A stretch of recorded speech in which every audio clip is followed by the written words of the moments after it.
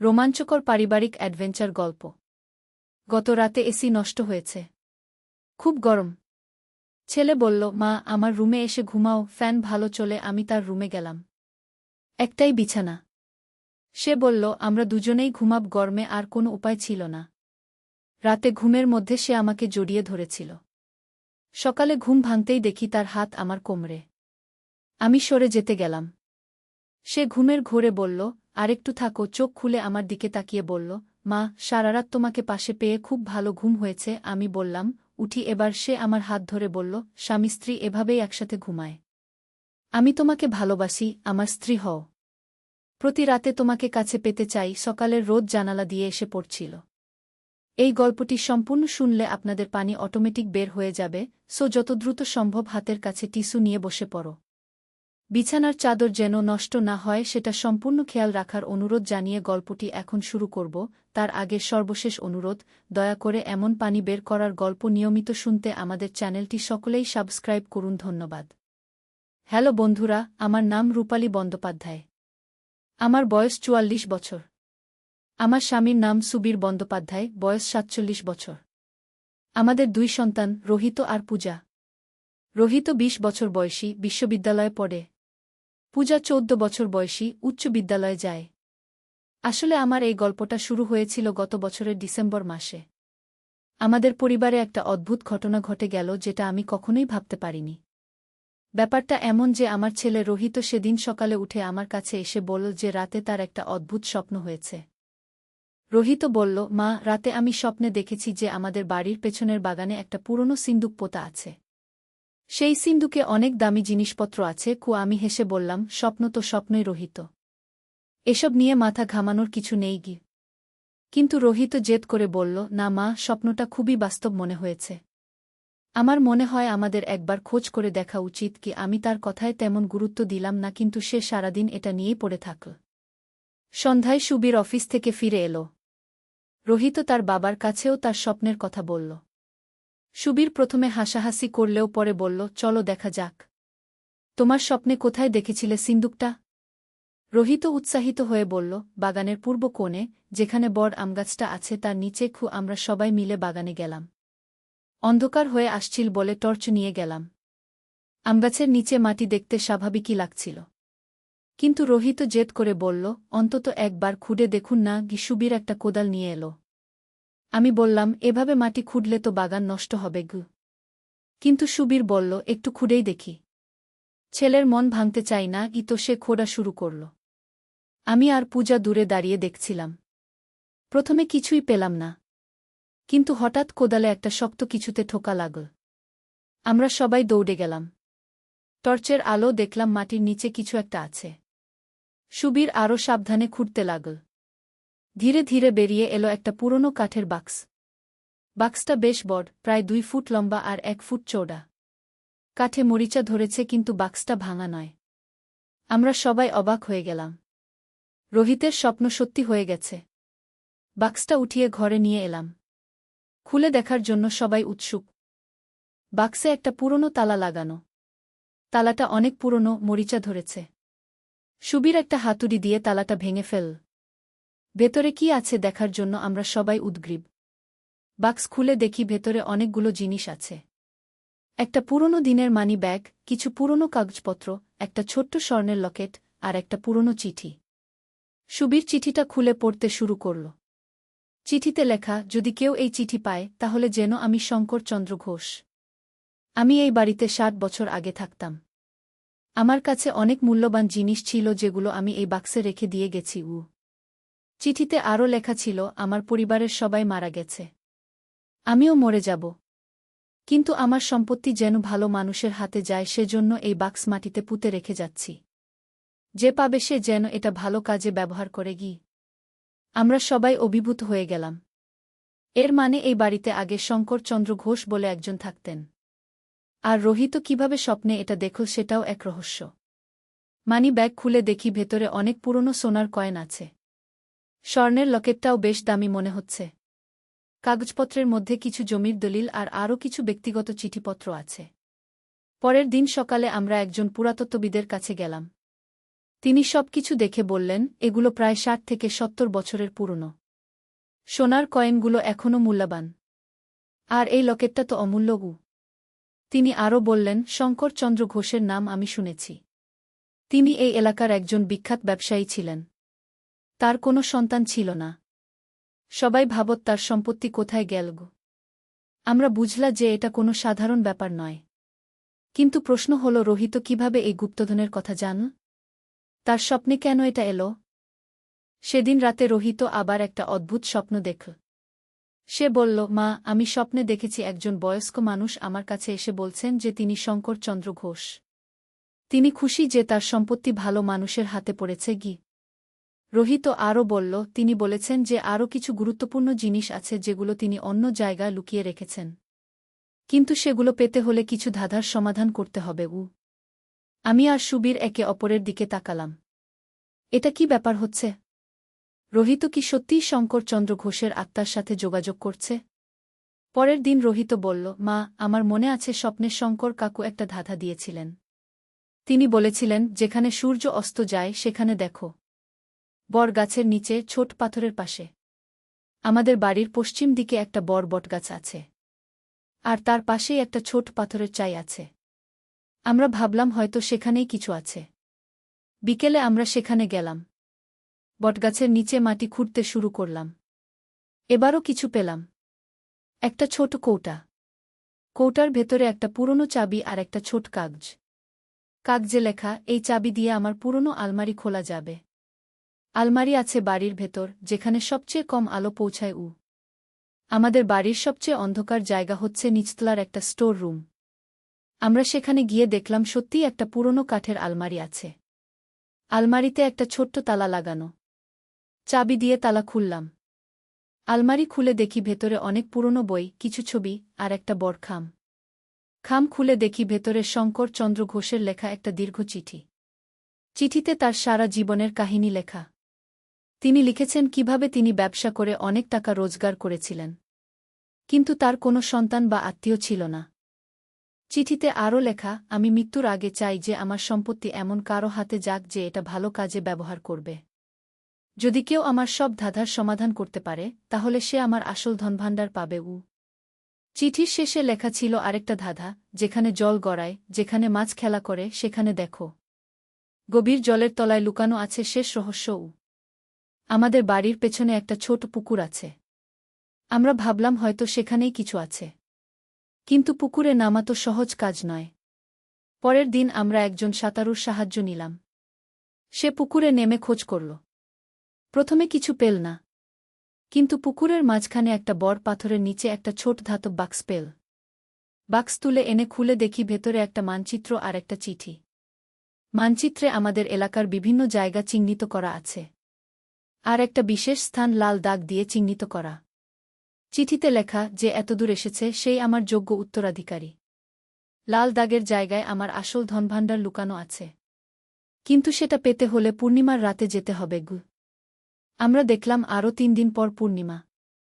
মানচিত্র দেখে বুঝলাম লাল দাগের জায়গাটা হচ্ছে আমাদের গ্রামের বাইরে একটা পুরনো মন্দিরের কাছে। পূর্ণিমার রাতে আমরা সবাই মিলে সেই জায়গায় গেলাম। পুরনো মন্দিরটা প্রায় ভগ্নদশা। কিন্তু মানচিত্র অনুযায়ী মন্দিরের পূর্ব দিকে একটা বড় পাথরের নিচে কিছু থাকার কথা। পূর্ণিমার চাঁদের আলো আমরা খোঁজ করতে লাগলাম। হঠাৎ রোহিত চিৎকার করে বলল, এখানে, এই পাথরটার নিচে কিছু আছে। আমরা সবাই দৌড়ে গেলাম। বড় পাথরটা সরানো বেশ কষ্টের কাজ।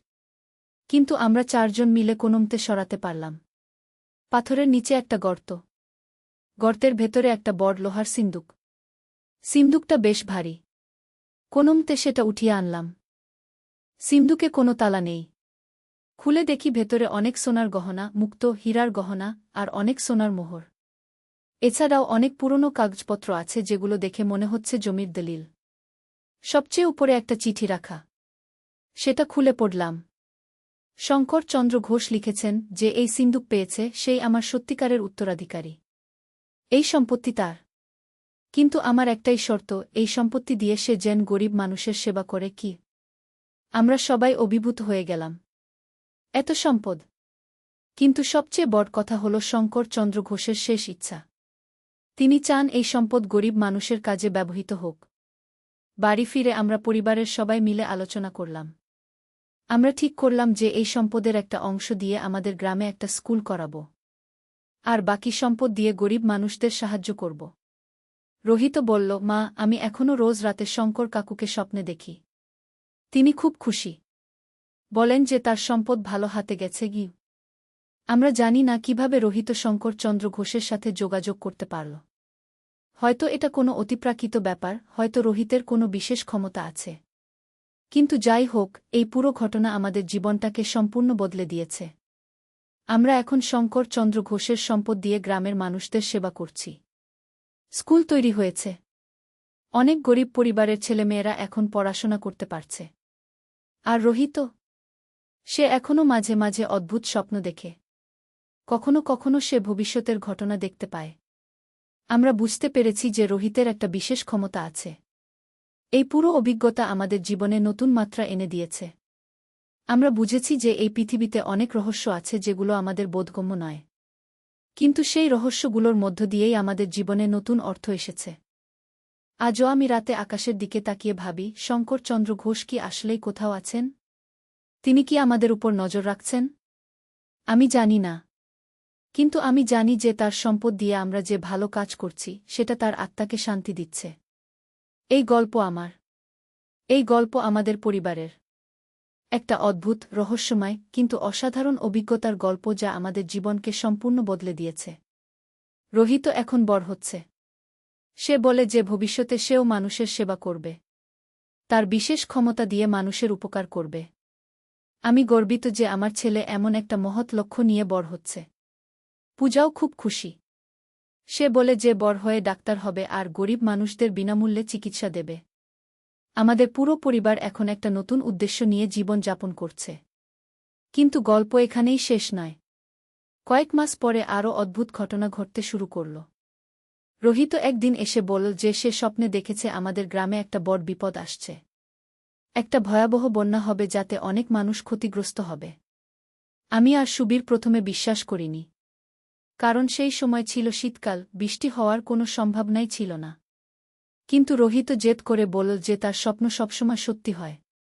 সে বলল, মা, শঙ্কর কাকু আমাকে বলেছেন যে 15 দিন পরে একটা অপ্রত্যাশিত বৃষ্টি হবে। নদীর পানি বেড়ে যাবে। আমাদের গ্রামের নিচু এলাকার মানুষদের সরিয়ে নিতে হবে গে। আমরা ভাবলাম, রোহিতের আগের স্বপ্নগুলো যেহেতু সত্যি হয়েছে, তাহলে এটাও সত্যি হতে পারে।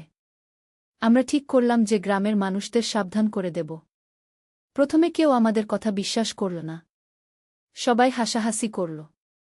বলল, শীতকালে বন্যা হয় নাকি? কিন্তু আমরা হাল ছাড়লাম না। যতটা পারলাম মানুষদের সাবধান করলাম। ঠিক 15 দিন পরে অপ্রত্যাশিতভাবে একটা ঘূর্ণিবৃষ্টি এলো। একটানা 3 দিন ভয়াবহ বৃষ্টি হল। নদীর পানি বিপজ্জনক পর্যায়ে পৌঁছে গেল। যেসব মানুষ আমাদের কথা শুনেছিল তারা আগেই নিরাপদ জায়গা চলে গিয়েছিল।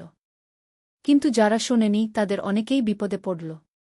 তবে আমরা উদ্ধার কাজে সাহায্য করলাম। এই ঘটনার পরে গ্রামের সবাই রোহিতের ক্ষমতায় বিশ্বাস করতে শুরু করল।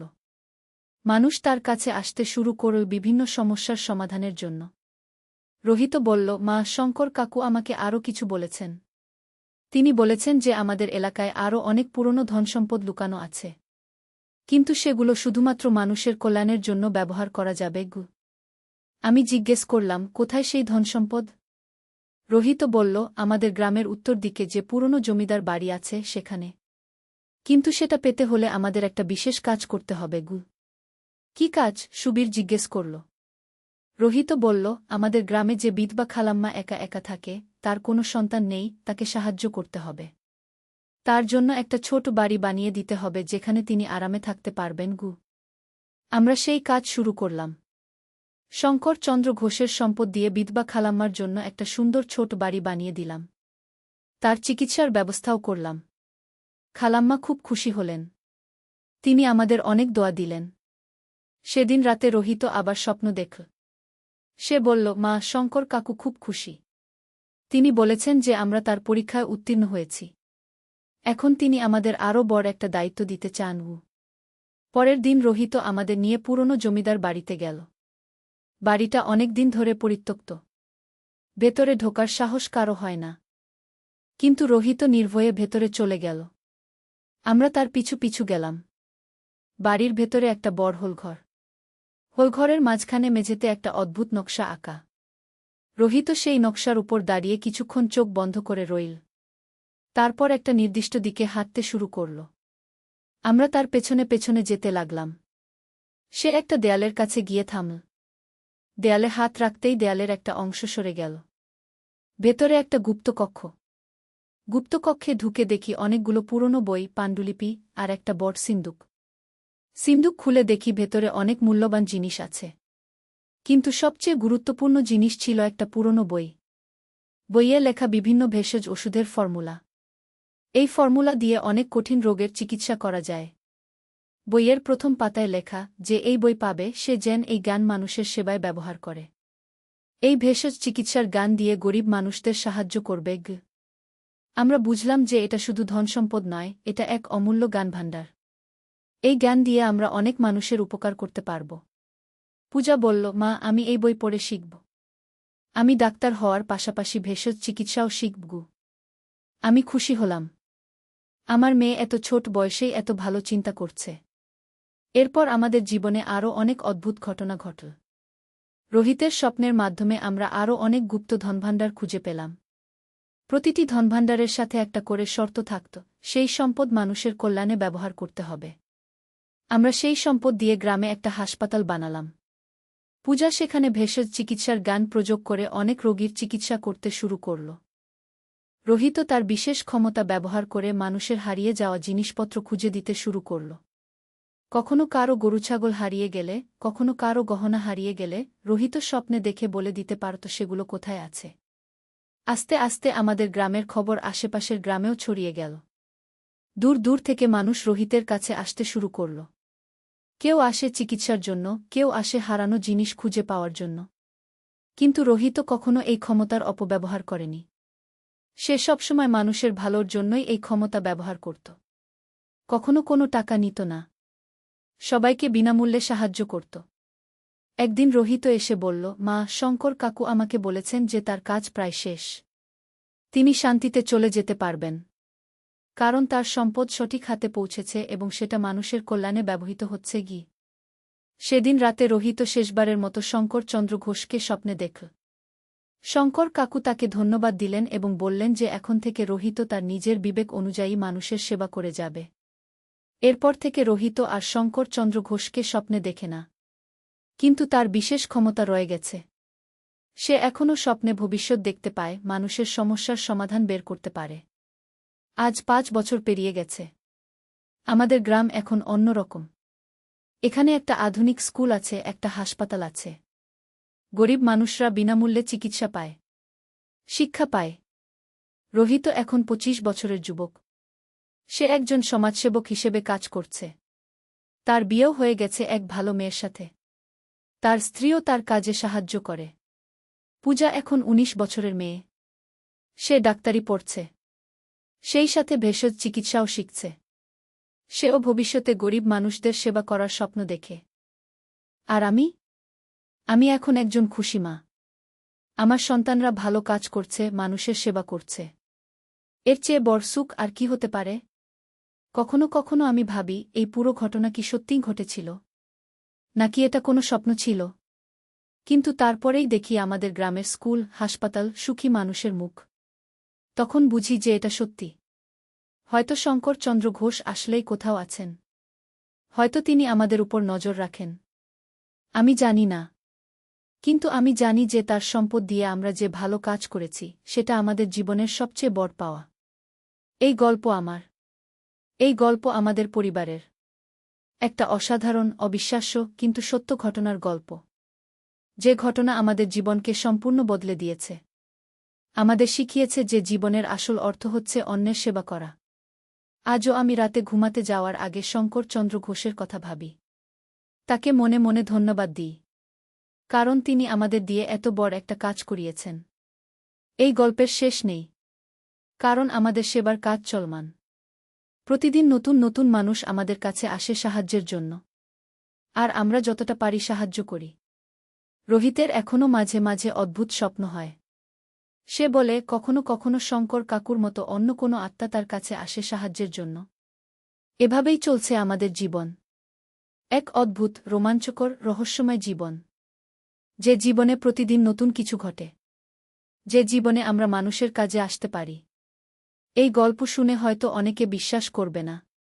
কিন্তু আমি জানি এটা সত্য। আমি এটা নিজের চোখে দেখেছি, নিজের হাতে ছুঁয়েছি। জীবনে অনেক রহস্য আছে।